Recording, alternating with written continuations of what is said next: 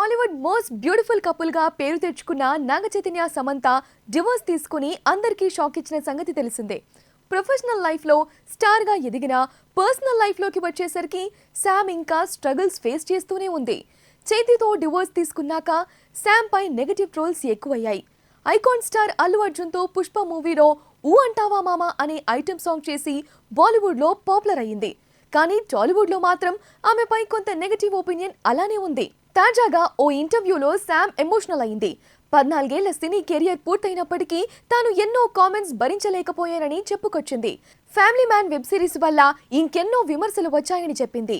ఆ web series లో రాజీ పాత్ర చేయడం వల్ల తన హోమ్ పాడైపోయిందని, అలా చేయడం వల్ల ఎవరైనా బాధపడితే క్షమించండి అంటూ శామ్ ఎమోషనల్ అయింది. ప్రస్తుతం శామ్ కామెంట్స్ నెట్టింట వైరల్ అవుతున్నాయి.